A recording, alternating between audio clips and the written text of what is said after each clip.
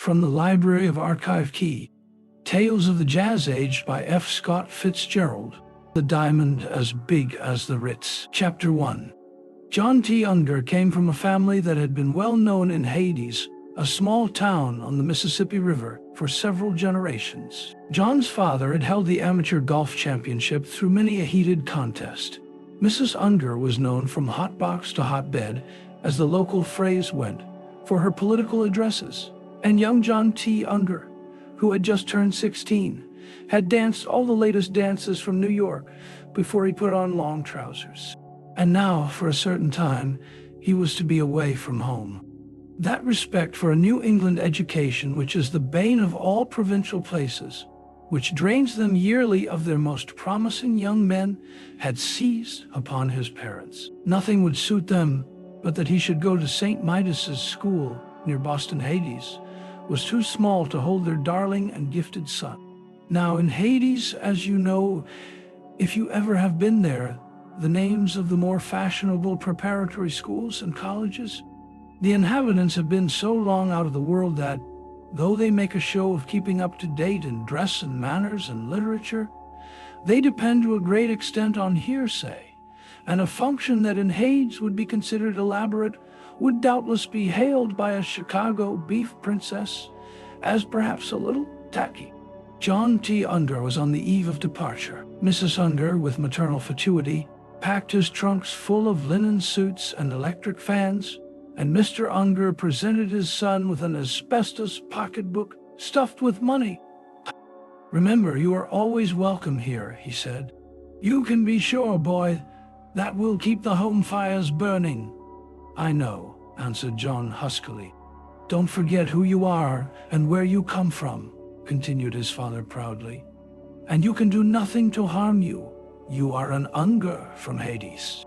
So the old man and the young shook hands, and John walked away with tears streaming from his eyes. 10 minutes later, he had passed outside the city limits, and he stopped to glance back for the last time. Over the gates, the old-fashioned Victorian motto seemed strangely attractive to him. His father had tried time and time again to have it changed to something with a little more push and verve about it, such as "Hades, your opportunity," or else a plain welcome sign set over a hearty handshake pricked out in electric lights. The old motto was a little depressing, Mr. Unger had thought, but now. So John took his look and then set his face resolutely toward his destination. And, as he turned away, the lights of Hades against the sky seemed full of a warm and passionate beauty. St. Midas's school is half an hour from Boston in a Rolls-Pierce motor car. The actual distance will never be known, for no one, except John T. Unger, had ever arrived there save in a Rolls-Pierce, and probably no one ever will again. St. Midas's is the most expensive and the most exclusive boys' preparatory school in the world. John's first 2 years there passed pleasantly. The fathers of all the boys were money kings, and John spent his summer visiting at fashionable resorts. While he was very fond of all the boys he visited, their fathers struck him as being much of a piece, and in his boyish way, he often wondered at their exceeding sameness. When he told them where his home was, they would ask jovially, "Pretty hot down there?" And John would muster a faint smile and answer, "It certainly is." His response would have been heartier had they not all made this joke, at best varying it with, "Is it hot enough for you down there?" which he hated just as much. In the middle of his second year at school, a quiet, handsome boy named Percy Washington had been put in John's form. The newcomer was pleasant in his manner and exceedingly well-dressed even for St. Midas's, but for some reason he kept aloof from the other boys. The only person with whom he was intimate was John T. Unger, but even to John he was entirely uncommunicative concerning his home or his family. That he was wealthy went without saying, but beyond a few such deductions, John knew little of his friend, so it promised rich confectionery for his curiosity when Percy invited him to spend the summer at his home in the West. He accepted without hesitation. It was only when they were in the train that Percy became, for the first time, rather communicative. One day, while they were eating lunch in the dining car and discussing the imperfect characters of several of the boys at school, Percy suddenly changed his tone and made an abrupt remark. "My father," he said, "is by far the richest man in the world." "Oh," said John politely. He could think of no answer to make to this confidence. He considered that's very nice, but it sounded hollow, and was on the point of saying, "Really?" but refrained since it would seem to question Percy's statement, and such an astounding statement could scarcely be questioned. "By far the richest," repeated Percy. "I was reading in the World Almanac," began John, "that there was one man in America with an income of over 5 million a year, and 4 men with incomes of over 3 million a year, and oh, they're nothing." Percy's mouth was a half-moon of scorn. "Catch penny capitalists, financial small fry, petty merchants, and moneylenders. My father could buy them out and not know he'd done it. But how does he? Why haven't they put down his income tax? Because he doesn't pay any. At least he pays a little one, but he doesn't pay any on his real income." "He must be very rich," said John simply. "I'm glad. I like very rich people. The richer a fella is, the better I like him." There was a look of passionate frankness upon his dark face. "I visited the Schnitzer Murphys last Easter. Vivian Schnitzer Murphy had rubies as big as hen's eggs and sapphires that were like globes with lights inside them. I love jewels," agreed Percy enthusiastically. "Of course, I wouldn't want anyone at school to know about it, but I've got quite a collection myself. I used to collect them instead of stamps. And diamonds," continued John eagerly. "The Schnitzer Murphys had diamonds as big as walnuts. That's nothing." Percy had leaned forward and dropped his voice to a low whisper. "That's nothing at all. My father has a diamond bigger than the Ritz-Carlton Hotel." Chapter 2.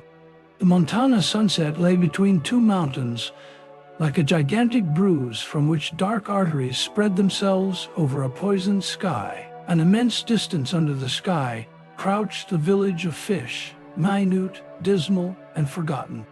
There were 12 men, so it was said, in the village of Fish, 12 somber and inexplicable souls who sucked a lean milk from the almost literally bare rock upon which a mysterious populatory force had begotten them. They had become a race apart, these 12 men of Fish, like some species developed by an early whim of nature, which on second thought had abandoned them to struggle and extermination. Out of the blue-black bruise in the distance crept a long line of moving lights upon the desolation of the land. And the 12 men of Fish gathered like ghosts at the shanty depot to watch the passing of the 7 o'clock train, the Transcontinental Express from Chicago. 6 times or so a year, the Transcontinental Express, through some inconceivable jurisdiction, stopped at the village of Fish. And when this occurred, a figure or so would disembark, mount into a buggy that always appeared from out of the dusk, and drive off toward the bruised sunset. The observation of this pointless and preposterous phenomenon had become a sort of cult among the men of Fish. To observe, that was all. There remained in them none of the vital quality of illusion which would make them wonder or speculate, else a religion might have grown up around these mysterious visitations. But the men of Fish were beyond all religion. The barest and most savage tenets of even Christianity could gain no foothold on that barren rock. So there was no altar, no priest, no sacrifice. Only each night at 7, the silent concourse by the shanty depot, a congregation who lifted up a prayer of dim, anemic wonder. On this June night, the great brakeman, whom, had they deified anyone, they might well have chosen as their celestial protagonist, had ordained that the 7 o'clock train should leave its human or inhuman deposit at Fish.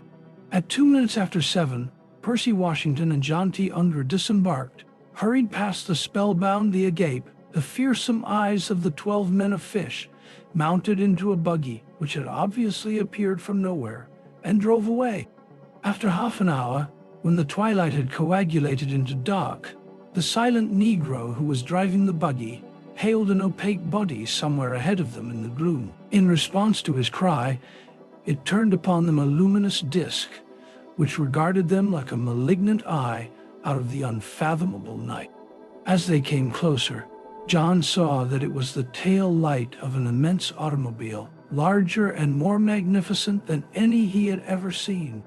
Its body was of gleaming metal, richer than nickel and lighter than silver, and the hubs of the wheels were studded with iridescent geometric figures of green and yellow. John did not dare to guess whether they were glass or jewel. Two Negroes, dressed in glittering livery such as one sees in pictures of royal processions in London, were standing at attention beside the car, and as the two young men dismounted from the buggy, they were greeted in some language which the guest could not understand, but which seemed to be an extreme form of the Southern Negro's dialect. "Get in," said Percy to his friend, as their trunks were tossed to the ebony roof of the limousine. "Sorry we had to bring you this far in that buggy, but of course it wouldn't do for the people on the train or those godforsaken fellas in Fish to see this automobile. Gosh, what a car!" This ejaculation was provoked by its interior. John saw that the upholstery consisted of 1,000-minute and exquisite tapestries of silk, woven with jewels and embroideries, and set upon a background of cloth of gold. The two armchair seats in which the boys luxuriated were covered with stuff that resembled duvetyn, but seemed woven in numberless colors of the ends of ostrich feathers. "What a car!" cried John again in amazement. "This thing? Why—" Percy laughed. "Why, it's just an old junk we use for a station wagon." By this time, they were gliding along through the darkness toward the break between the two mountains. "We'll be there in an hour and a half," said Percy, looking at the clock. "I may as well tell you it's not going to be like anything you ever saw before." If the car was any indication of what John would see, he was prepared to be astonished indeed. The simple piety prevalent in Hades has the earnest worship of and respect for riches as the first article of its creed. Had John felt otherwise than radiantly humble before them, his parents would have turned away in horror at the blasphemy. They had now reached and were entering the break between the two mountains, and almost immediately the way became much rougher. "If the moon shone down here, you'd see that we're in a big gulch," said Percy, trying to peer out of the window. He spoke a few words into the mouthpiece, and immediately the footman turned on a searchlight and swept the hillsides with an immense beam. "Rocky, you see. An ordinary car would be knocked to pieces in half an hour. In fact, it'd take a tank to navigate it unless you knew the way. You notice we're going uphill now." They were obviously ascending, and within a few minutes the car was crossing a high rise, where they caught a glimpse of a pale moon newly risen in the distance. The car stopped suddenly, and several figures took shape out of the dark beside it. These were Negroes also. Again the two young men were saluted in the same dimly recognizable dialect. Then the Negroes set to work, and 4 immense cables dangling from overhead were attached with hooks to the hubs of the great jeweled wheels. At a resounding hey-ya, John felt the car being lifted slowly from the ground, up and up, clear of the tallest rocks on both sides, then higher, until he could see a wavy, moonlit valley stretched out before him in sharp contrast to the quagmire of rocks that they had just left. Only on one side was there still rock, and then suddenly there was no rock beside them or anywhere around. It was apparent that they had surmounted some immense knife blade of stone, projecting perpendicularly into the air. In a moment they were going down again, and finally with a soft bump they were landed upon the smooth earth. "The worst is over," said Percy, squinting out the window. "It's only 5 miles from here, and our own road tapestry brick all the way. This belongs to us. This is where the United States ends, Father says. Are we in Canada? We are not. We're in the middle of the Montana Rockies, but you are now on the only 5 square miles of land in the country that's never been surveyed. Why hasn't it? Did they forget it?" "No," said Percy, grinning. "They tried to do it 3 times. The first time my grandfather corrupted a whole department of the St. Tate survey. The second time he had the official maps of the United States tinkered with that held them for 15 years. The last time was harder. My father fixed it so that their compasses were in the strongest magnetic field ever artificially set up. He had a whole set of surveying instruments made with a slight defection that would allow for this territory not to appear, and he substituted them for the ones that were to be used. Then he had a river deflected, and he had what looked like a village built up on its banks so that they'd see it and think it was a town 10 miles farther up the valley. "There's only one thing my father's afraid of," he concluded. "Only one thing in the world that could be used to find us out." "What's that?" Percy sank his voice to a whisper. "Aeroplanes," he breathed. "We've got half a dozen anti-aircraft guns, and we've arranged it so far, but there've been a few deaths and a great many prisoners.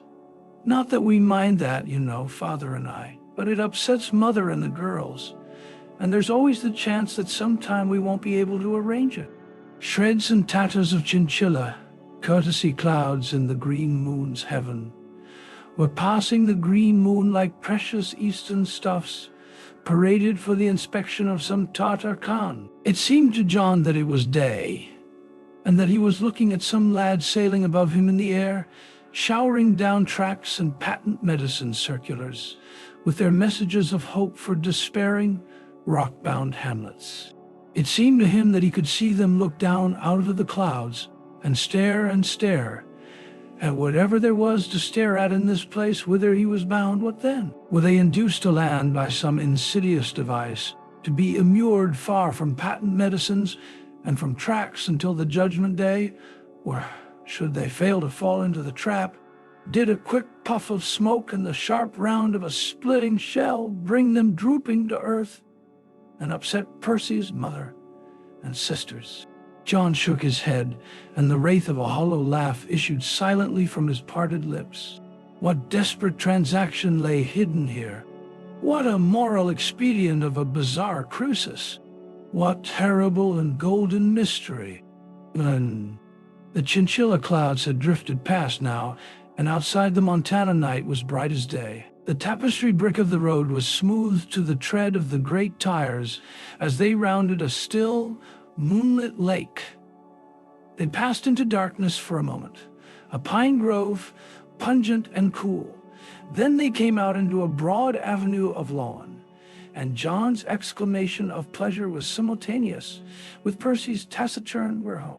Full in the light of the stars, an exquisite chateau rose from the borders of the lake, climbed in marble radiance half the height of an adjoining mountain, then melted in grace, in perfect symmetry, in translucent feminine languor, into the massed darkness of a forest of pine. The many towers, the slender tracery of the sloping parapets, the chiseled wonder of 1,000 yellow windows with their oblongs and hectagons, and triangles of golden light, the shattered softness of the intersecting plains of starshine and blue shade, all trembled on John's spirit like a chord of music.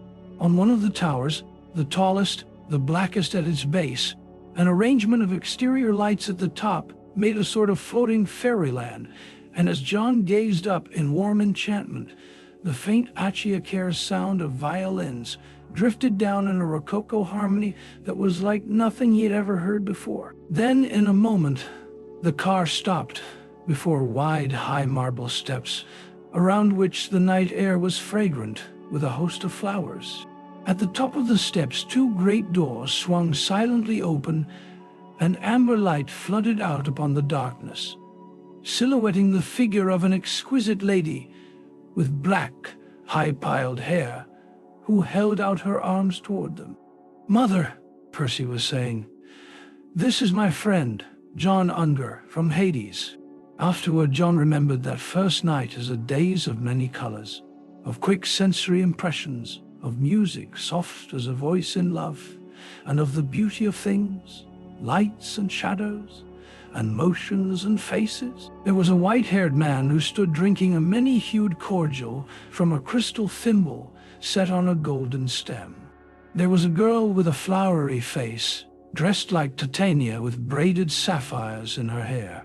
There was a room where the solid, soft gold of the walls yielded to the pressure of his hand, and a room that was like a Platonic conception of the ultimate prison: ceiling, floor, and all it was lined with an unbroken mass of diamonds.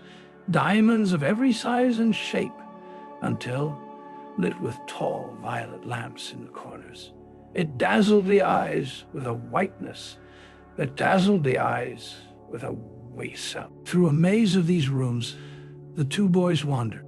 Sometimes the floor under their feet would flame in brilliant patterns from lighting below, patterns of barbaric clashing colors, of pastel delicacy, of sheer whiteness, or of subtle and intricate mosaic, surely from some mosque on the Adriatic Sea. Sometimes, beneath layers of thick crystal, he would see blue or green water swirling, inhabited by vivid fish and growths of rainbow foliage. Then they would be treading on furs of every texture and color, or along corridors of palest ivory, unbroken, as though carved complete from the gigantic tusks of dinosaurs extinct before the age of man. Then a hazily remembered transition, and they were at dinner where each plate was of two almost imperceptible layers of solid diamond, between which was curiously worked a filigree of emerald design, a shaving sliced from green air. Music, plangent and unobtrusive, drifted down through far corridors. His chair, feathered and curved insidiously to his back, seemed to engulf and overpower him as he drank his first glass of port. He tried drowsily to answer a question that had been asked him, but the honeyed luxury that clasped his body added to the illusion of sleep. Jewels, fabrics, wines, and metals blurred before his eyes into a sweet mist. "Yes," he replied with a polite effort. "It certainly is hot enough for me down there." He managed to add a ghostly laugh. Then, without movement, without resistance, he seemed to float off and away, leaving an iced dessert that was pink as a dream. He fell asleep. When he awoke, he knew that several hours had passed. He was in a great quiet room with ebony walls and a dull illumination that was too faint, too subtle, to be called a light. His young host was standing over him. "You fell asleep at dinner," Percy was saying. "I nearly did, too. It was such a treat to be comfortable again after this year of school. Servants undressed and bathed you while you were sleeping." "Is this a bed or a cloud?" sighed John. Percy, before you go, I want to apologize." "For what?" "For doubting you when you said you had a diamond as big as the Ritz-Carlton Hotel." Percy smiled. "I thought you didn't believe me." "It's that mountain, you know." "What mountain?" "The mountain the chateau rests on. It's not very big for a mountain, but except about 50 feet of sod and gravel on top, it's solid diamond. One diamond, 1 cubic mile without a flaw." "Aren't you listening?" "Say..." But John T. Unger had again fallen asleep. As he awoke, he perceived drowsily that the room had at the same moment become dense with sunlight. The ebony panels of one wall had slid aside on a sort of track, leaving his chamber half open to the day. A large Negro in a white uniform stood beside his bed. "Good evening," muttered John, summoning his brains from the wild places. "Good morning, sir. Are you ready for your bath, sir?" "Oh, don't get up, I'll put you in. If you'll just unbutton your pajamas there." "Thank you, sir." John lay quietly as his pajamas were removed. He was amused and delighted.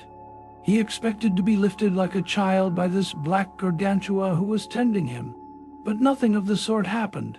Instead, he felt the bed tilt up slowly on its side. He began to roll, startled at first, in the direction of the wall. But when he reached the wall, its drapery gave way, and sliding 2 yards farther down a flisky end, he looked about him. The runway or rollway on which he had arrived had folded gently back into place. He had been projected into another chamber and was sitting in a sunken bath with his head just above the level of the floor. All about him, lining the walls of the room and the sides and bottom of the bath itself, was a blue aquarium. And gazing through the crystal surface on which he sat, He could see fish swimming among amber lights and even gliding without curiosity past his outstretched toes, which were separated from them only by the thickness of the crystal. From overhead, sunlight came down through sea-green glass. "I suppose, sir, that you'd like hot rose water and soap suds this morning, sir, and perhaps cold salt water to finish." The Negro was standing beside him. "Yes," agreed John, smiling inanely. "As you please." Any idea of ordering this bath according to his own meager standards of living would have been priggish and not a little wicked. The Negro pressed a button, and a warm rain began to fall, apparently from overhead, but really, so John discovered after a moment, from a fountain arrangement nearby. The water turned to a pale rose color and jets of liquid soap spurted into it from 4 miniature walrus heads at the corners of the bath. In a moment, a dozen little paddle wheels, fixed to the sides, had churned the mixture into a radiant rainbow of pink foam, which enveloped him softly with its delicious lightness, and burst in shining, rosy bubbles here and there about him. "Shall I turn on the moving picture machine, sir?" suggested the Negro deferentially. "There's a good one-reel comedy in this machine today, or I can put in a serious piece in a moment, if you prefer it." "No, thanks," answered John, politely but firmly. He was enjoying his bath too much to desire any distraction. But distraction came. In a moment he was listening intently to the sound of flutes from just outside. Flutes dripping a melody that was like a waterfall, cool and green as the room itself, accompanying a frothy piccolo, in play more fragile than the lace of suds that covered and charmed him. After a cold saltwater bracer and a cold fresh finish, he stepped out and into a fleecy robe, and upon a couch covered with the same material he was rubbed with oil, alcohol, and spice. Later, he sat in a voluptuous chair while he was shaved and his hair was trimmed. "Mr. Percy is waiting in your sitting room," said the Negro, when these operations were finished. "My name is Gigson, Mr. Unger, sir. I am to see to Mr. Unger every morning." John walked out into the brisk sunshine of his living room, where he found breakfast waiting for him and Percy, gorgeous in white kid knickerbockers, smoking in an easy chair. Chapter 4. This is a story of the Washington family as Percy sketched it for John during breakfast. The father of the present Mr. Washington had been a Virginian, a direct descendant of George Washington and Lord Baltimore. At the close of the Civil War, he was a 25-year-old colonel with a played-out plantation and about $1,000 in gold. Fitz Norman Culpeper Washington, for that was the young colonel's name, decided to present the Virginia estate to his younger brother and go west. He selected 24 of the most faithful blacks, who of course worshipped him, and bought 25 tickets to the west, where he intended to take out land in their names and start a sheep and cattle ranch. When he had been in Montana for less than a month, and things were going very poorly indeed, he stumbled on his great discovery. He had lost his way when riding in the hills, and after a day without food, he began to grow hungry. As he was without his rifle, he was forced to pursue a squirrel, and in the course of the pursuit, he noticed that it was carrying something shiny in its mouth. Just before it vanished into its hole, for Providence did not intend that this squirrel should alleviate his hunger, it dropped its burden. Sitting down to consider the situation, Fitznorman's eye was caught by a gleam in the grass beside him. In 10 seconds, he had completely lost his appetite and gained $100,000. The squirrel, which had refused with annoying persistence to become food, had made him a present of a large and perfect diamond. Late that night, he found his way to camp, and 12 hours later, all the males among his darkies were back by the squirrel hole, digging furiously at the side of the mountain. He told them he had discovered a rhinestone mine, and as only 1 or 2 of them had ever seen even a small diamond before, they believed him without question. When the magnitude of his discovery became apparent to him, he found himself in a quandary. The mountain was a diamond. It was literally nothing else but solid diamond. He filled 4 saddlebags full of glittering samples and started on horseback for St. Paul. There he managed to dispose of half a dozen small stones. When he tried a larger one, a storekeeper fainted, and Fitznorman was arrested as a public disturber. He escaped from jail and caught the train for New York, where he sold a few medium-sized diamonds and received in exchange about $200,000 in gold. But he did not dare to produce any exceptional gems, in fact. He left New York just in time. Tremendous excitement had been created in jewelry circles, not so much by the size of his diamonds as by their appearance in the city from mysterious sources. Wild rumors became current that a diamond mine had been discovered in the Catskills, on the Jersey coast, on Long Island, beneath Washington Square. Excursion trains, packed with men carrying picks and shovels, began to leave New York hourly, bound for various neighboring El Dorados. But by that time, young Fitznorman was on his way back to Montana. By the end of a fortnight, he had estimated that the diamond in the mountain was approximately equal in quantity to all the rest of the diamonds known to exist in the world. There was no valuing it by any regular computation, however, for it was one solid diamond, and if it were offered for sale, not only would the bottom fall out of the market, but also, if the value should vary with its size in the usual arithmetical progression, there would not be enough gold in the world to buy a tenth part of it. And what could anyone do with a diamond that size? It was an amazing predicament. He was, in one sense, the richest man that ever lived, and yet was he worth anything at all? If his secret should transpire, there was no telling to what measures the government might resort in order to prevent a panic, in gold as well as in jewels. They might take over the claim immediately and institute a monopoly. There was no alternative. He must market his mountain in secret. He sent south for his younger brother and put him in charge of his colored following, darkies who had never realized that slavery was abolished. To make sure of this, he read them a proclamation that he had composed, which announced that General Forrest had reorganized the shattered Southern armies and defeated the North in one pitched battle. The Negroes believed him implicitly. They passed a vote declaring it a good thing and held revival services immediately. Fitznorman himself set out for foreign parts with $100,000 and 2 trunks filled with rough diamonds of all sizes. He sailed for Russia in a Chinese junk, and 6 months after his departure from Montana, he was in St. Petersburg. He took obscure lodgings and called immediately upon the court jeweler, announcing that he had a diamond for the Tsar. He remained in St. Petersburg for 2 weeks, in constant danger of being murdered, living from lodging to lodging, and afraid to visit his trunks more than 3 or 4 times during the whole fortnight. On his promise to return in a year with larger and finer stones, he was allowed to leave for India. Before he left, however, the court treasurers had deposited to his credit in American banks the sum of $15 million under 4 different aliases. He returned to America in 1868, having been gone a little over 2 years. He had visited the capitals of 22 countries and talked with 5 emperors, 11 kings, 3 princes, a shah, a khan, and a sultan. At that time, Fitznorman estimated his own wealth at $1 billion. One fact worked consistently against the disclosure of his secret. No one of his larger diamonds remained in the public eye for a week before being invested with a history of enough fatalities, amours, revolutions, and wars to have occupied it from the days of the First Babylonian Empire. From 1870 until his death in 1900, the history of Fitznorman Washington was a long epic in gold. There were side issues. Of course, he evaded the surveys.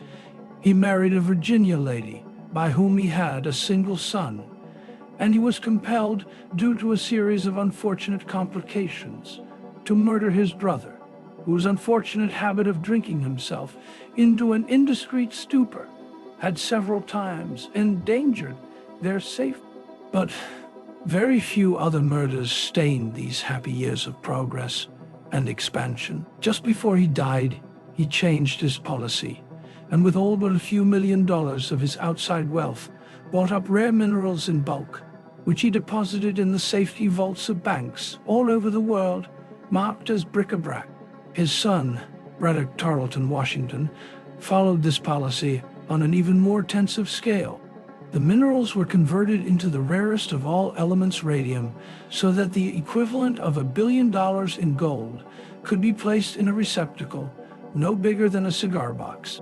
When Fitznorman had been dead 3 years, his son, Braddock, decided that the business had gone far enough. The amount of wealth that he and his father had taken out of the mountain was beyond all exact computation. He kept a notebook in cipher in which he set down the approximate quantity of radium in each of the 1,000 banks he patronized, and recorded the alias under which it was held. Then he did a very simple thing. He sealed up the mine. What had been taken out of it would support all the Washingtons yet to be born in unparalleled luxury for generations. His one care must be the protection of his secret, lest in the possible panic attendant on its discovery, he should be reduced, with all the property holders in the world, to utter poverty. This was the family among whom John T. Unger was staying. This was the story he heard in his silver-walled living room the morning after his arrival. Chapter 5.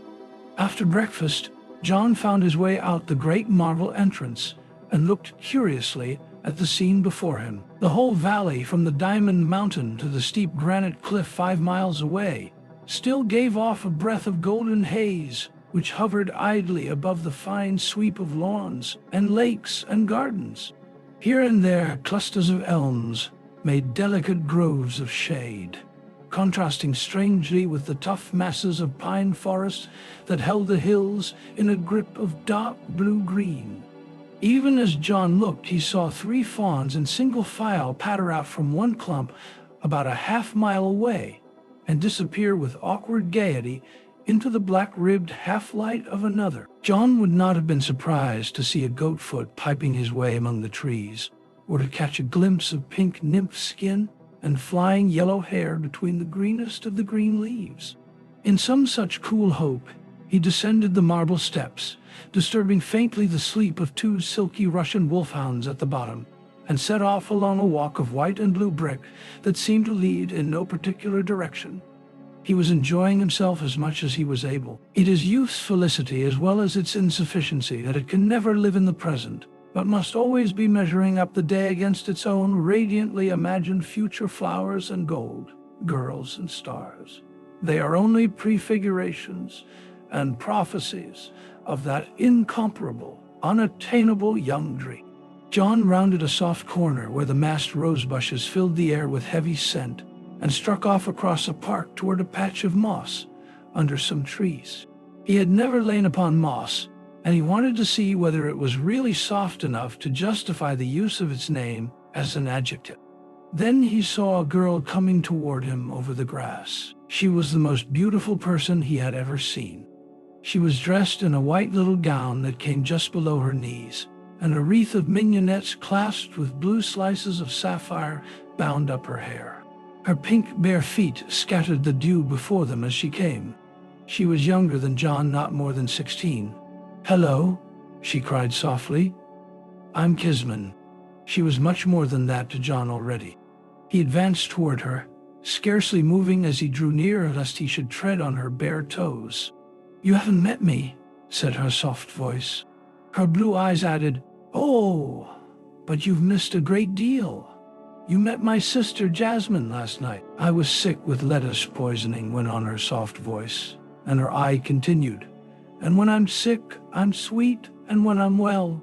"You have made an enormous impression on me," said John's eyes, "and I'm not so slow myself." "How do you do?" said his voice. "I hope you're better this morning." "You darling," added his eyes tremulously. John observed that they had been walking along the path. On her suggestion, they sat down together upon the moss, the softness of which he failed to determine. He was critical about women. A single defect, a thick ankle, a hoarse voice, a glass eye was enough to make him utterly indifferent. And here, for the first time in his life, he was beside a girl who seemed to him the incarnation of physical perfection. "Are you from the East?" asked Kisman with charming interest. "No," answered John simply. "I'm from Hades." Either she had never heard of Hades, or she could think of no pleasant comment to make upon it. for she did not discuss it further. "I'm going east to school this fall," she said. "Do you think I'll like it? I'm going to New York to Miss Bulge's. It's very strict, but you see, over the weekends I'm going to live at home with the family in our New York house, because Father heard that the girls had to go walking 2 by 2. "Your father wants you to be proud," observed John. "We are," she answered, her eyes shining with dignity. "None of us has ever been punished. Father said we never should be. Once, when my sister Jasmine was a little girl, she pushed him downstairs, and he just got up and limped away. Mother was, well, a little startled," continued Kisman, "when she heard that you were from where you are from, you know. She said that when she was a young girl, but then, you see, she's a Spaniard and old-fashioned." "Do you spend much time out here?" asked John, to conceal the fact that he was somewhat hurt by this remark. It seemed an unkind allusion to his provincialism. "Percy and Jasmine and I are here every summer. But next summer Jasmine is going to Newport.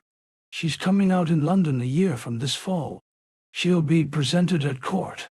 Do you know," began John hesitantly, "you're much more sophisticated than I thought you were when I first saw you." "Oh, no, I'm not," she exclaimed hurriedly. "Oh, I wouldn't think of being—" "I think that sophisticated young people are terribly common, don't you? I'm not all, really. If you say I am, I'm going to cry."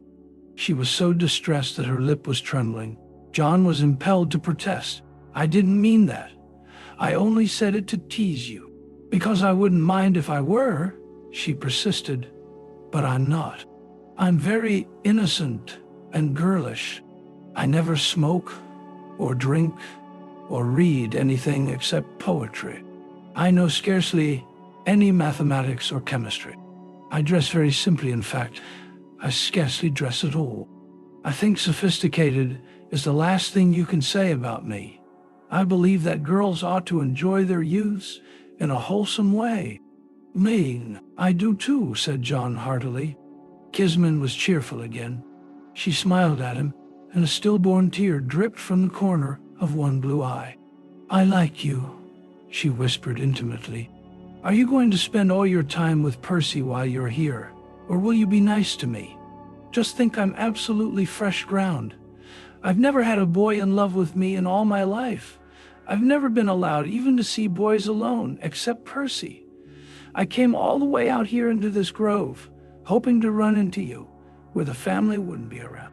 Deeply flattered, John bowed from the hips, as he had been taught at dancing school in Hades. "We'd better go now," said Kisman sweetly. "I have to be with Mother at 11. You haven't asked me to kiss you once. I thought boys always did that nowadays." John drew himself up proudly. "Some of them do," he answered, "but not me. Girls don't do that sort of thing in Hades." Side by side they walked back toward the house. Chapter 6. John stood facing Mr. Braddock Washington in the full sunlight. The elder man was about 40, with a proud, vacuous face, intelligent eyes, and a robust figure. In the mornings he smelt of horses, the best horses. He carried a plain walking stick of gray birch with a single large opal for a grip. He and Percy were showing John around. "The slaves' quarters are there." His walking stick indicated a cloister of marble on their left that ran in graceful Gothic along the side of the mountain. "In my youth, I was distracted for a while from the business of life by a period of absurd idealism. During that time, they lived in luxury. For instance, I equipped every one of their rooms with a tile bath. I suppose," ventured John, with an ingratiating laugh, "that they used the bathtubs to keep coal in. Mr. Schnulitzer Murphy told me that once the opinions of Mr. Schnulitzer Murphy are of little importance, I should imagine," interrupted Braddock Washington coldly. "My slaves did not keep coal in their bathtubs. They had orders to bathe every day, and they did.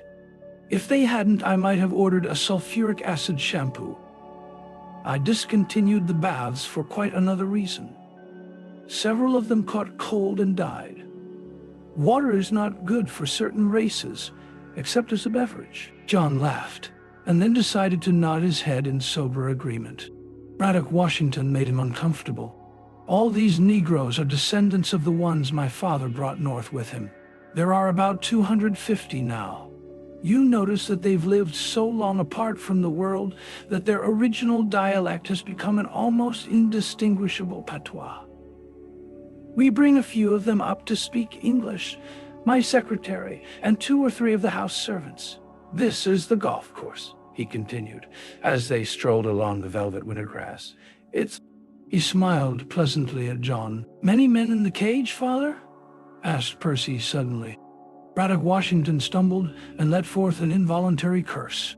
One less than there should be, he ejaculated darkly, and then added after a moment, We've had difficulties, Mother was telling me, exclaimed Percy. That Italian teacher, a ghastly error, said Braddock Washington angrily. But of course there's a good chance that we may have got him. Perhaps he fell somewhere in the woods or stumbled over a cliff.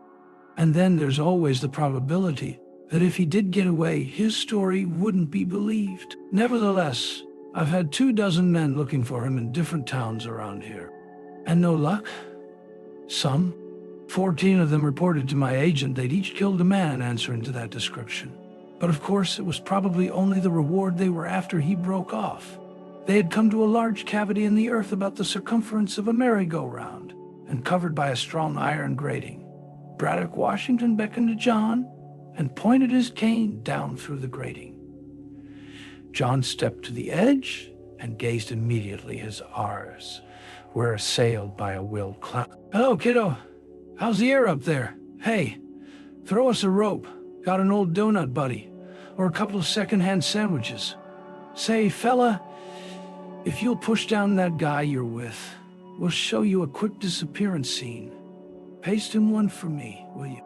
It was too dark to see clearly into the pit below, but John could tell from the coarse optimism and rugged vitality of the remarks and voices that they proceeded from middle-class Americans of the more spirited type.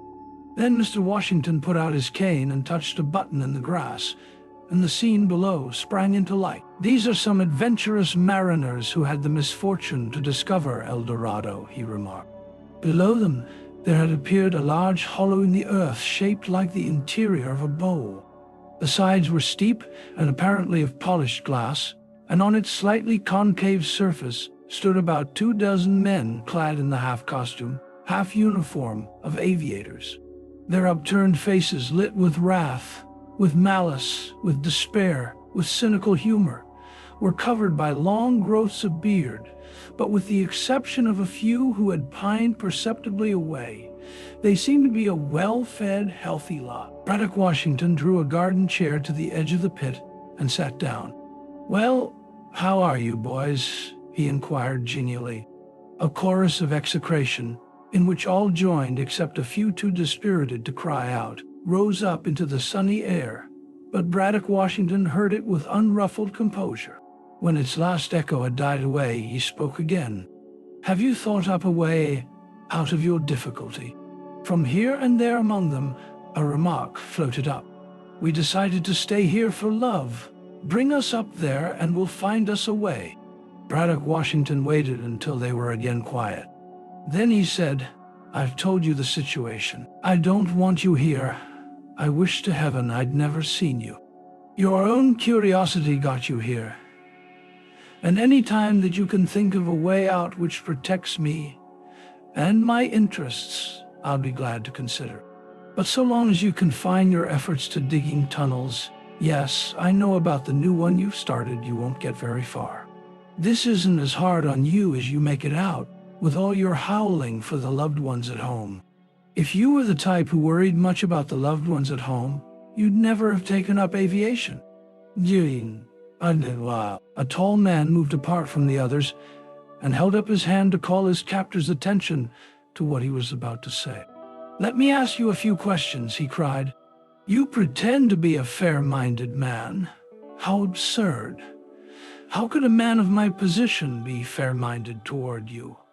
You might as well speak of a Spaniard being fair-minded toward a piece of steak.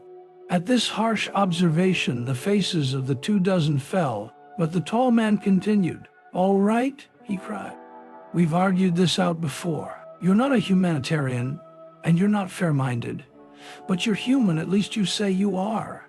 And you ought to be able to put yourself in our place for long enough to think, what? Demanded Washington coldly. How unnecessary not to me. Well, how cruel, we've covered that. Cruelty doesn't exist where self-preservation is involved. You've been soldiers, you know that. Try another. Well then, how stupid.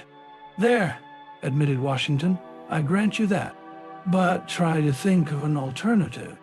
I've offered to have all or any of you painlessly executed if you wish. I've offered to have your wives, sweethearts, children, and mothers kidnapped and brought out here. I'll enlarge your place down there and feed and clothe you the rest of your lives. If there was some method of producing permanent amnesia, I'd have all of you operated on and released immediately somewhere outside of my preserves. But that's as far as my ideas go. How about trusting us not to peach on you, cried someone. You don't proffer that suggestion seriously, said Washington, with an expression of scorn. I did take out one man to teach my daughter Italian. Last week he got away. Ki, pow, down. A wild yell of jubilation went up suddenly from 24 throats, and a pandemonium of joy ensued. The prisoners clog danced and cheered and yodeled and wrestled with one another in a sudden uprush of animal spirits. They even ran up the glass sides of the bowl as far as they could, and slid back to the bottom upon the natural cushions of their bodies. The tall man started a song in which they all joined. Oh, we'll hang the Kaiser on a sour apple tree. Braddock Washington sat in inscrutable silence until the song was over. You see, he remarked, when he could gain a modicum of attention, I bear you no ill will. I like to see you enjoying yourselves. That's why I didn't tell you the whole story at once. The man, what was his name? Cristicello, was shot by some of my agents in 14 different places. Not guessing that the places referred to were cities, the tumult of rejoicing subsided immediately. Nevertheless, cried Washington with a touch of anger, he tried to run away. Do you expect me to take chances with any of you after an experience like that? Again, a series of ejaculations went up. Sure, would your daughter like to learn Chinese? Hey, I can speak Italian. My mother was a wop. Maybe she'd like to learn to speak Nyok. If she's the little one with the big blue eyes, I can teach her a lot of things better than Italian. I know some Irish songs, and I could hammer brass once. Mr. Washington reached forward suddenly with his cane and pushed the button in the grass so that the picture below went out instantly, and there remained only that great dark mouth covered dismally with the black teeth of the grating. Hey, called a single voice from below. You ain't going away without giving us your blessing? But Mr. Washington, followed by the two boys, was already strolling on toward the 9th hole of the golf course, as though the pit and its contents were no more than a hazard over which his facile iron had triumphed with ease. Chapter 7. July under the lee of the Diamond Mountain was a month of blanket nights and of warm, glowing days. John and Kismine were in love. He did not know that the little gold football, inscribed with the legend Pro Deo et Patria et Sant Mida, which he had given her, rested on a platinum chain next to her bosom. But it did, and she for her part was not aware that a large sapphire, which had dropped one day from her simple coiffure, was stowed away tenderly in John's jewel box. Late one afternoon, when the ruby and ermine music room was quiet, they spent an hour there together. He held her hand, and she gave him such a look that he whispered her name aloud. She bent toward him, then hesitated. Did you say Kisman? She asked softly, or she had wanted to be sure. She thought she might have misunderstood. Neither of them had ever kissed before, but in the course of an hour it seemed to make little difference. The afternoon drifted away. That night, when a last breath of music drifted down from the highest tower, they each lay awake, happily dreaming over the separate minutes of the day. They had decided to be married as soon as possible. Chapter 8. Every day Mr. Washington and the two young men went hunting or fishing in the deep forests or played golf around the somnolent course games, which John diplomatically allowed his host to win, or swam in the mountain coolness of the lake. John found Mr. Washington a somewhat exacting personality, utterly uninterested in any ideas or opinions except his own. Mrs. Washington was aloof and reserved at all times. She was apparently indifferent to her two daughters and entirely absorbed in her son Percy, with whom she held interminable conversations in rapid Spanish at dinner. Yasmin, the elder daughter, resembled Kisman in appearance, except that she was somewhat bow-legged and terminated in large hands and feet, but was utterly unlike her in temperament.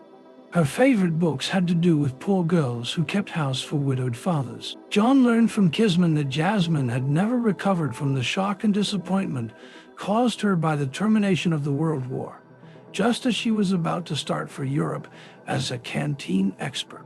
She had even pined away for a time, and Braddock Washington had taken steps to promote a new war in the Balkans, but she had seen a photograph of some wounded Serbian soldiers and lost interest in the whole proceedings.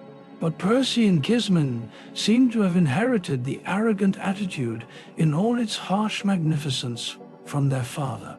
A chaste and consistent selfishness ran like a pattern through their every idea. John was enchanted by the wonders of the chateau and the valley. Braddock Washington, so Percy told him, had caused to be kidnapped a landscape gardener, an architect, a designer of state settings, and a French decadent poet left over from the last century. He had put his entire force of Negroes at their disposal, guaranteed to supply them with any materials that the world could offer, and left them to work out some ideas of their own. But one by one they had shown their uselessness. The decadent poet had at once begun bewailing his separation from the boulevards in spring. He made some vague remarks about spices, apes, and ivories, but said nothing that was of any practical value. The stage designer on his part wanted to make the whole valley a series of tricks and sensational effects, a state of things that the Washingtons would soon have grown tired of. And as for the architect and the landscape gardener, they thought only in terms of convention. They must make this like this and that like that. But they had, at least, solved the problem of what was to be done with them. They all went mad early one morning after spending the night in a single room trying to agree upon the location of a fountain, and were now confined comfortably in an insane asylum at Westport, Connecticut. But, inquired John curiously, who did plan all your wonderful reception rooms and halls, and approaches and bathrooms? Well, answered Percy, I blush to tell you, but it was a moving picture fella. He was the only man we found who was used to playing with an unlimited amount of money, though he did tuck his napkin in his collar and couldn't read or write. As August drew to a close, John began to regret that he must soon go back to school. He and Kisman had decided to elope the following June. It would be nicer to be married here, Kisman confessed. But of course I could never get Father's permission to marry you at all. Next to that, I'd rather elope. It's terrible for wealthy people to be married in America at present. They always have to send out bulletins to the press saying that they're going to be married in remnants, when what they mean is just a peck of old second-hand pearls. When I was visiting the Schnitzer Murphys, the eldest daughter, Gwendolyn, married a man whose father owns half of West Virginia. She wrote home saying what a tough struggle she was carrying on his salary as a bank clerk. And then she ended up by saying that, thank God, I have 4 good maids anyhow, and that helps a little. It's absurd, commented Kismine. Think of the millions and millions of people in the world.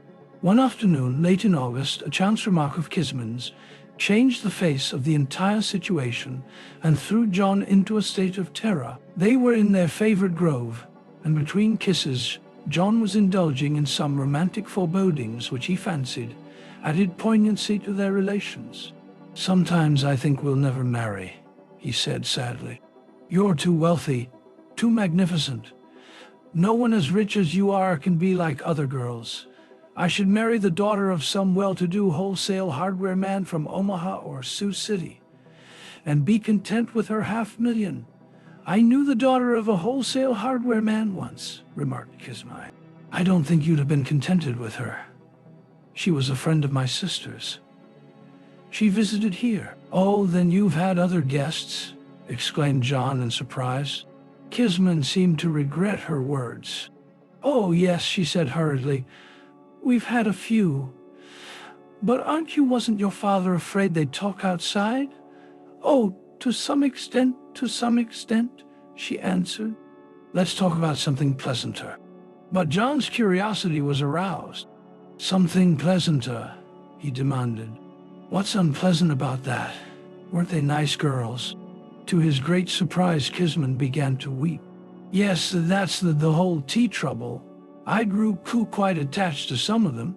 So did Jasmine. But she kept inviting them anyway. I couldn't understand it. A dark suspicion was born in John's heart. Do you mean that they told, and your father had them removed? Worse than that, she muttered brokenly. Father took no chances and Jasmine kept writing them to come, and they had such a good time. She was overcome by a paroxysm of grief. Stunned with the horror of this revelation, John sat there open-mouthed, feeling the nerves of his body twitter like so many sparrows perched upon his spinal column. Now, I've told you, and I shouldn't have, she said, calming suddenly and drying her dark blue eyes. Do you mean to say that your father had them murdered before they left? She nodded. In August usually, or early in September. It's only natural for us to get all the pleasure out of them that we can first. How abominable! Why? I must be going crazy. Did you really admit that I did? Interrupted Kisman, shrugging her shoulders. We can't very well imprison them like those aviators, where they'd be a continual reproach to us every day. And it's always been made easier for Jasmine and me, because Father had it done sooner than we expected. In that way, we avoided any farewell scene, so you murdered them. Ah, cried John. It was done very nicely. They were drugged while they were asleep, and their families were always told that they died of scarlet fever in Butte. But I failed to understand why you kept on inviting them. I didn't, burst out Kisman. I never invited one. Yasmin did, and they always had a very good time. She'd give them the nicest presents toward the last. I shall probably have visitors too. I'll harden up to it. We can't let such an inevitable thing as death stand in the way of enjoying life while we have it. Think of how lonesome it'd be out here if we never had anyone. Why, Father and Mother have sacrificed some of their best friends just as we have. Why? And so, cried John accusingly, and so you were letting me make love to you and pretending to return it and talking about marriage, all the time knowing perfectly well that I'd never get out of here alive. No, she protested passionately. Not anymore. I did it first. You were here. I couldn't help that, and I thought your last days might as well be pleasant for both of us. But then I fell in love with you, and I'm honestly sorry you're going to be put away, though I'd rather you'd be put away. Than ever kiss another. Much rather. Besides, I've always heard that a girl can have more fun with a man whom she knows she can never marry. Oh, why did I tell you? I've probably spoiled your whole good time now, and we were really enjoying things when you didn't know it. I knew it would make things sort of depressing for you. Oh, you did you? John's voice trembled with anger. I've heard about enough of this. If you haven't any more pride and decency than to have an affair with a fellow that you know isn't much better than a corpse, I don't want to have any more to with you. You're not a corpse, she protested in horror. You're not a corpse. I won't have you saying that I kissed a corpse. I said nothing of the sort. You did. You said I kissed a corpse. I didn't. Their voices had risen, but upon a sudden interruption, they both subsided into immediate silence. Footsteps were coming along the path in their direction, and a moment later the rose bushes were parted, displaying Braddock Washington, whose intelligent eyes, set in his good-looking vacuous face, were peering in at them. "Who kissed a corpse?" he demanded in obvious disapproval.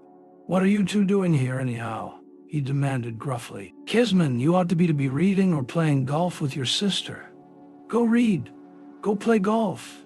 Don't let me find you here when I come back." Then he bowed at John and went up the path. "See?" said Kisman crossly when he was out of hearing. "You've spoiled it all. We can never meet anymore. He won't let me meet you. He'd have you poisoned if he thought we were in love." "We're not anymore," cried John fiercely, "so he can set his mind at rest upon that. Moreover, don't fool yourself that I'm going to stay around here.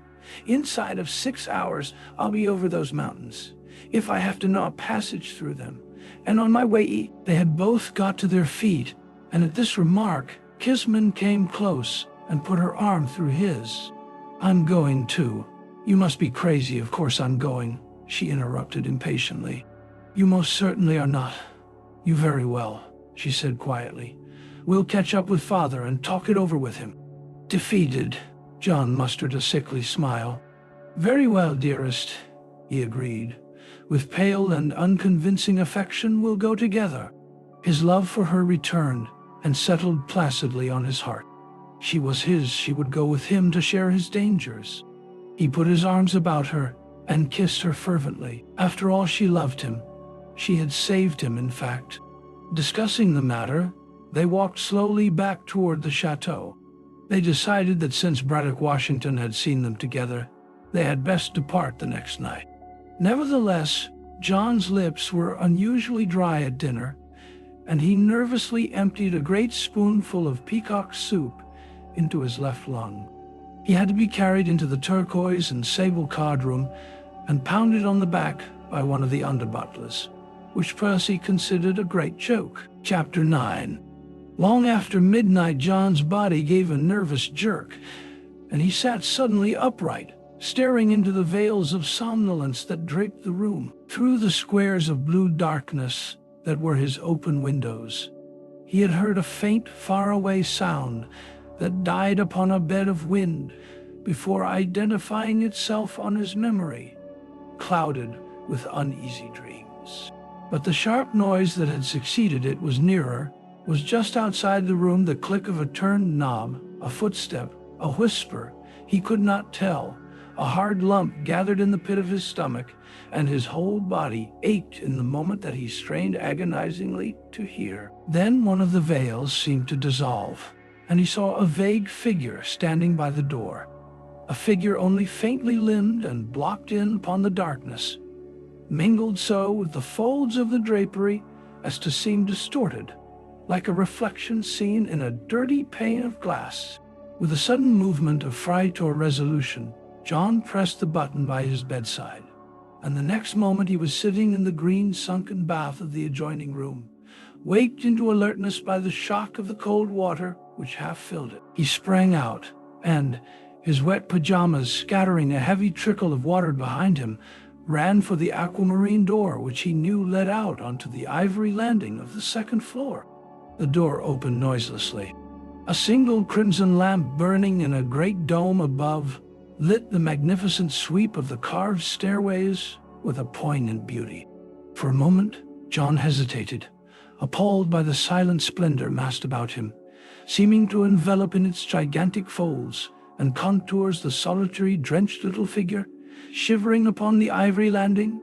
Then simultaneously two things happened. The door of his own sitting room swung open, precipitating 3 naked Negroes into the hall, and, as John swayed in wild terror toward the stairway, another door slid back in the wall on the other side of the corridor, and John saw Braddock Washington standing in the lighted lift, wearing a fur coat and a pair of riding boots which reached to his knees and displayed, above, the glow of his rose-colored pajamas. On the instant, the 3 Negroes, John had never seen any of them before, and it flashed through his mind that they must be the professional executioners, paused in their movement toward John, and turned expectantly to the man in the lift, who burst out with an imperious command. Get in here, all three of you, quick as hell." Then, within the instant, the three Negroes darted into the cage. The oblong of light was blotted out as the lift door slid shut, and John was again alone in the hall. He slumped weakly down against an ivory stair. It was apparent that something portentous had occurred, something which, for the moment at least, had postponed his own petty disaster. What was it? Had the Negroes risen in revolt? Had the aviators forced aside the iron bars of the grating? Or had the men of fish stumbled blindly through the hills and gazed with bleak, joyless eyes upon the gaudy valley? John did not know. He heard a faint whir of air as the lift whizzed up again, and then, a moment later, as it descended. It was probable that Percy was hurrying to his father's assistance, and it occurred to John that this was his opportunity to join Kisman and plan an immediate escape. He waited until the lift had been silent for several minutes, shivering a little with the night cool that whipped in through his wet pajamas. He returned to his room and dressed himself quickly. Then he mounted a long flight of stairs and turned down the corridor carpeted with Russian sable, which led to Kisman's suite. The door of her sitting room was open, and the lamps were lighted. Kisman, in an Angora kimono, stood near the window of the room in a listening attitude, and as John entered noiselessly, she turned toward him. "Oh, it's you," she whispered, crossing the room to him. "Did you hear them? I heard your father's slaves in my know," she interrupted excitedly. "Aeroplanes! Aeroplanes! Perhaps that was the sound that woke me. There are at least a dozen. I saw one a few moments ago dead against the moon." The guard back by the cliff fired his rifle, and that's what roused Father. "We're going to open on them right away." "Are they here on purpose?" "Yes, it's that Italian who got away simultaneously with her last word." As Kisman uttered a little cry, took a penny with fumbling fingers from a box on her dresser, and ran to one of the electric lights. In an instant, the entire chateau was in darkness. She had blown out the fuse. "Come on," she cried to him. "We'll go up to the roof garden and watch it from there." Drawing a cape about her, she took his hand, and they found their way out the door. It was only a step to the tower lift, and as she pressed the button that shot them upward, he put his arms around her in the darkness and kissed her mouth. Romance had come to John Unger at last. A minute later, they had stepped out upon the star-white platform. Above, under the misty moon, sliding in and out of the patches of cloud that eddied below it, floated a dozen dark-winged bodies in a constant circling course. From here and there in the valley, flashes of fire leaped toward them, followed by sharp detonations. Kisman clapped her hands with pleasure, which a moment later turned to dismay as the aeroplanes, at some prearranged signal, began to release their bombs, and the whole of the valley became a panorama of deep reverberant sound and lurid light. Before long, the aim of the attackers became concentrated upon the points where the anti-aircraft guns were situated, and one of them was almost immediately reduced to a giant cinder to lie smoldering in a park of rose bushes. "Kisman," begged John, "you'll be glad when I tell you that this attack came on the eve of my murder. If I hadn't heard that guard shoot off his gun back by the pass, I should now be stone dead." "I can't hear you," cried Kisman, intent on the scene before her. "You'll have to talk louder." "I simply said," shouted John, "that we'd better get out before they begin to shell the chateau." Suddenly, the whole portico of the Negro quarters cracked asunder. A geyser of flame shot up from under the colonnades, and great fragments of jagged marble were hurled as far as the borders of the lake. "There go $50,000 worth of slaves," cried Kisman, "at pre-war prices. So few Americans have any respect for property." John renewed his efforts to compel her to leave. The aim of the aeroplanes was becoming more precise minute by minute, and only 2 of the anti-aircraft guns were still retaliating. It was obvious that the garrison, encircled with fire, could not hold out much longer. "Come on," cried John, pulling Kisman's arm. "We've got to go." Do you realize that those aviators will kill you without question if they find you?" She consented reluctantly. "We'll have to wake Jasmine," she said, as they hurried toward the lift. Then she added in a sort of childish delight, "We'll be poor, won't we? Like people in books. And I'll be an orphan and utterly free. Free and poor. What fun!" She stopped and raised her lips to him in a delighted kiss. "It's impossible to be both together," said John grimly. "People have found that out. And I should choose to be free as preferable of the two. As an extra caution, you'd better dump the contents of your jewel box into your pockets." 10 minutes later, the two girls met John in the dark corridor, and they descended to the main floor of the chateau. Passing for the last time through the magnificence of the splendid halls, they stood for a moment out on the terrace, watching the burning Negro quarters and the flaming embers of two planes which had fallen on the other side of the lake. A solitary gun was still keeping up a sturdy popping, and the attackers seemed timorous about descending lower, but sent their thunderous fireworks in a circle around it, until any chance shot might annihilate its Ethiopian crew.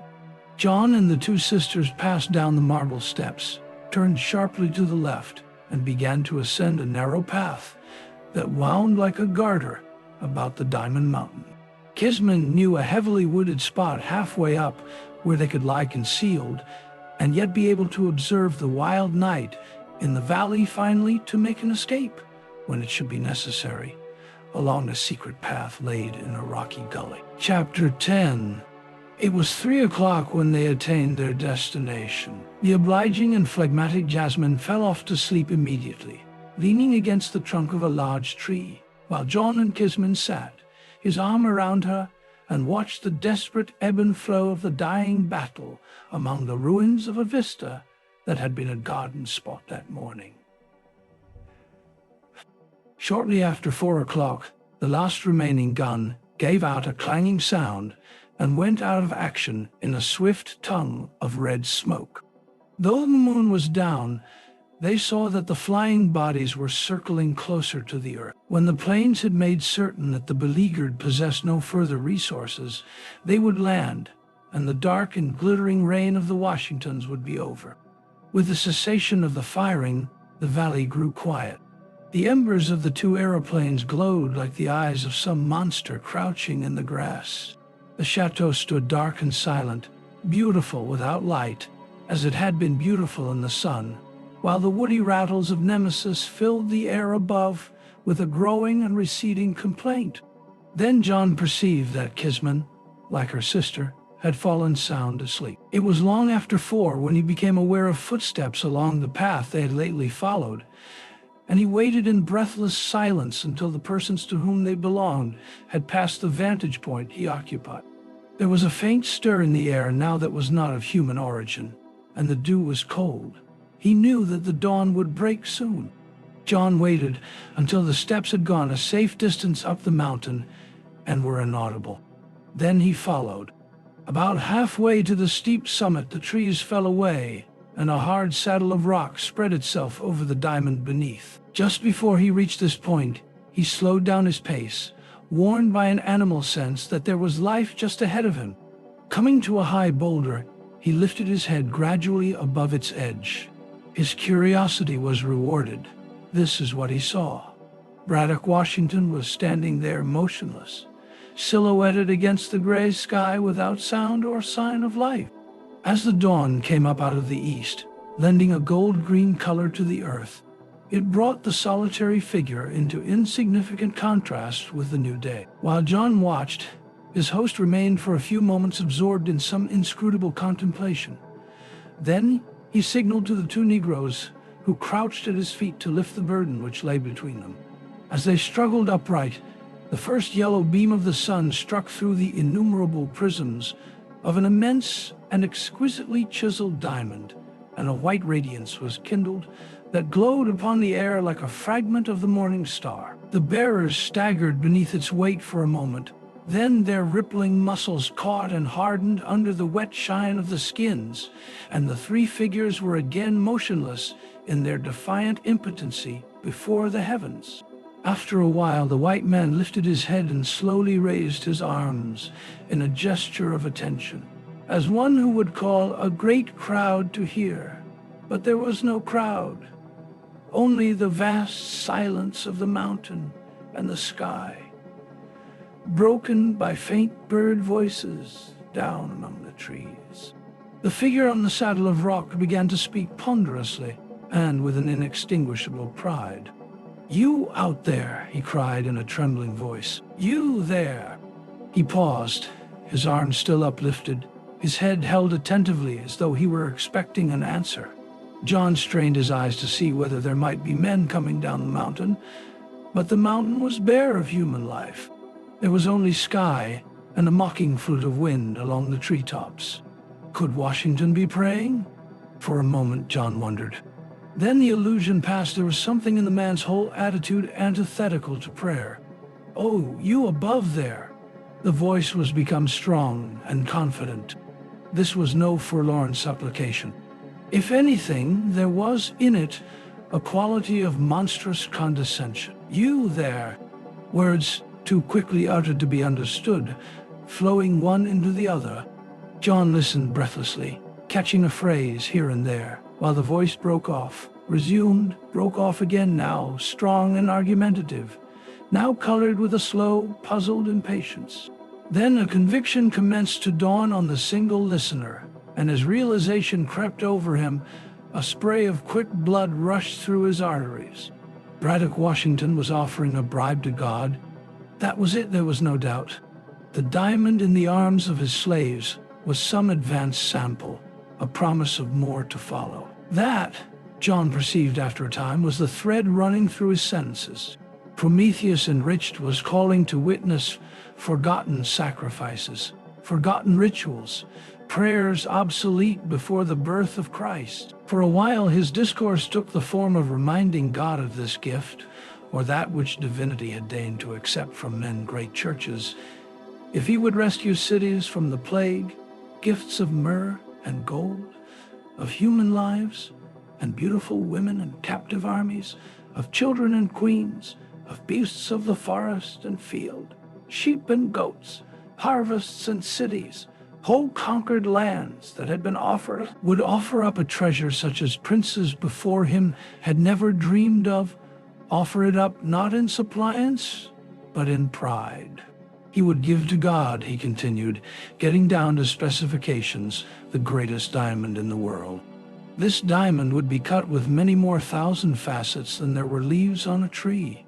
And yet the whole diamond would be shaped with the perfection of a stone, no bigger than a fly. Many men would work upon it for many years.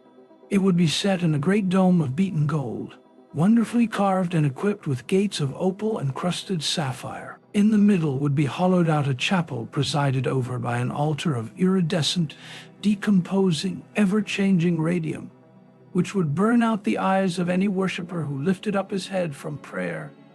And on this altar there would be slain for the amusement of the divine benefactor any victim he should choose, even though it should be the greatest and most powerful man alive. In return, he asked only a simple thing, a thing that for God would be absurdly easy, only that matters should be as they were yesterday at this hour, and that they should so remain. So very simple. Let but the heavens open, swallowing these men and their aeroplanes, and then close again. Let him have his slaves once more, restored to life and well. There was no one else with whom he had ever needed to treat or bargain. He doubted only whether he had made his bribe big enough. God had his price, of course. God was made in man's image, so it had been said. He must have his price. And the price would be rare, no cathedral whose building consumed many years, no pyramid constructed by 10,000 workmen, would be like this cathedral, this pyramid. He paused here. That was his proposition. Everything would be up to specifications. And there was nothing vulgar in his assertion that it would be cheap at the price. He implied that Providence could take it or leave it. As he approached the end, his sentences became broken, became short and uncertain, and his body seemed tense. seemed strained to catch the slightest pressure or whisper of life in the spaces around him. His hair had turned gradually white as he talked, and now he lifted his head high to the heavens. Then, as John stared in giddy fascination, it seemed to him that a curious phenomenon took place somewhere around him. It was as though the sky had darkened for an instant, as though there had been a sudden murmur in a gust of wind, a sound of faraway trumpets, a sighing like the rustle of a great silken robe. For a time the whole of nature round about partook of this darkness. The birds' song ceased. The trees were still, and far over the mountain there was a mutter of dull, menacing thud. That was all. The wind died along the tall grasses of the valley. The dawn and the day resumed their place in a time, and the risen sun sent hot waves of yellow mist that made its path bright before it. The leaves laughed in the sun, and their laughter shook until each bough was like a girl's school in fairyland. God had refused to accept the bribe. For another moment, John watched the triumph of the day. Then, turning, he saw a flutter of brown down by the lake, then another flutter, then another, like the dance of golden angels alighting from the clouds. The aeroplanes had come to earth. John slid off the boulder and ran down the side of the mountain to the clump of trees, where the two girls were awake and waiting for him. Kisman sprang to her feet, the jewels in her pockets jingling, a question on her parted lips, but instinct told John that there was no time for words. They must get off the mountain without losing a moment. He seized a hand of each, and in silence they threaded the tree trunks, washed with light now, and with the rising mist. Behind them from the valley came no sound at all, except the complaint of the peacocks far away and the pleasant undertone of morning. When they had gone about half a mile, they avoided the parkland and entered a narrow path that led over the next rise of ground. At the highest point of this they paused and turned around. Their eyes rested upon the mountainside they had just left, oppressed by some dark sense of tragic impendency. Clear against the sky, a broken, white-haired man was slowly descending the steep slope, followed by two gigantic and emotionless Negroes who carried a burden between them, which still flashed and glittered in the sun. Halfway down, two other figures joined them.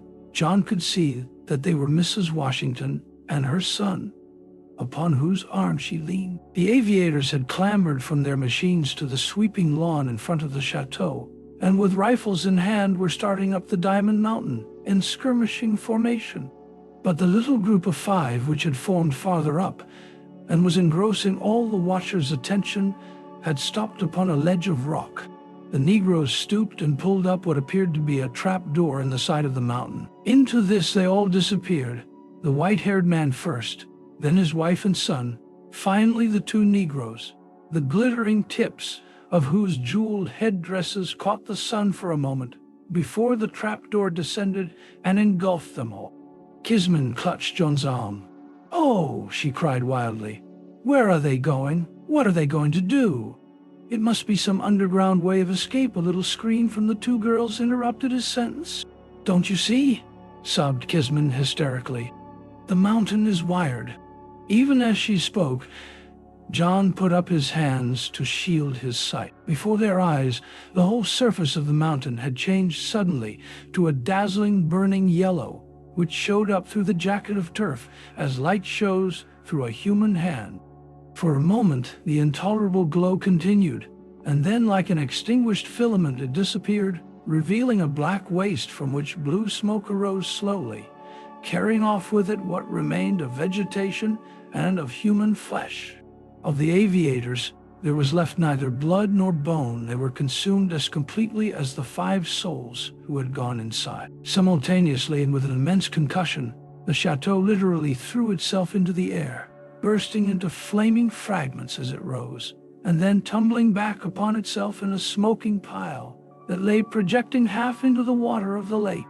There was no fire. What smoke there was drifted off, mingling with the sunshine, and for a few minutes longer, a powdery dust of marble drifted from the great featureless pile that had once been the house of Jewel. There was no more sound, and the three people were alone in the valley. Chapter 11. At sunset, John and his two companions reached the huge cliff which had marked the boundaries of the Washington's dominion, and looking back found the valley tranquil and lovely in the dusk. They sat down to finish the food which Jasmine had brought with her in a basket. "There," she said, as she spread the tablecloth and put the sandwiches in a neat pile upon it. "Don't they look tempting?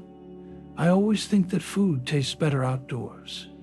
With that remarked Kisman, "Jasmine enters the middle class."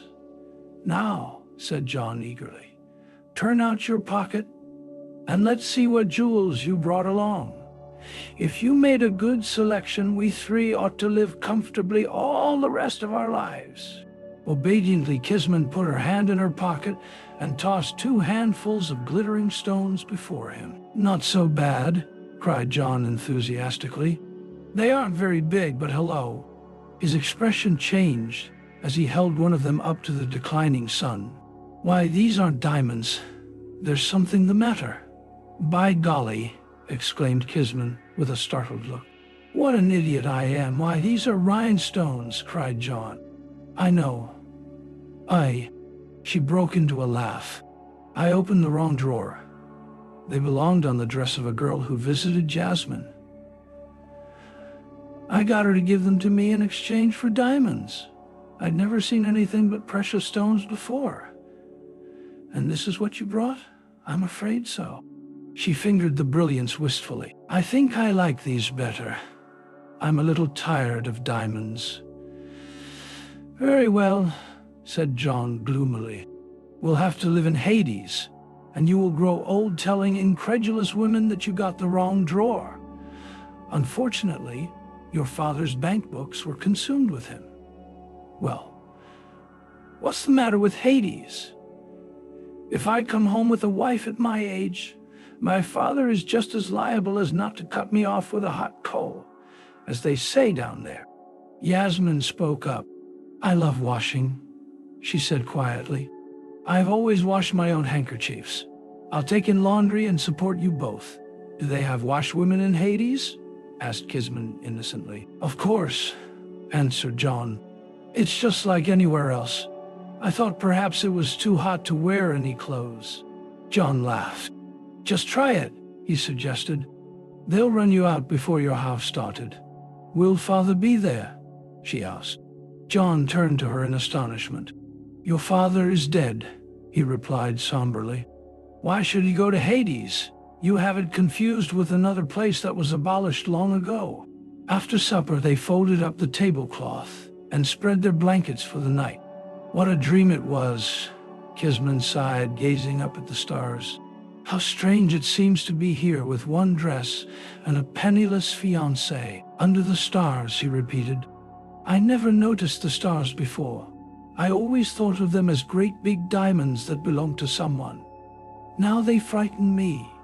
They make me feel that it was all a dream, all my youth." "It was a dream," said John quietly. "Everybody's youth is a dream, a form of chemical madness. How pleasant then to be insane." "So I'm told," said John gloomily. "I don't know any longer. At any rate, let us love for a while, for a year or so, you and me. That's a form of divine drunkenness that we can all try. There are only diamonds in the whole world. Diamonds, and perhaps the shabby gift of disillusion. Well, I have that last, and I will make the usual nothing of it." He shivered. "Turn up your coat collar, little girl. The night's full of chill, and you'll get pneumonia." His was a great sin who first invented consciousness. Let us lose it for a few hours. So wrapping himself in his blanket, he fell off to sleep.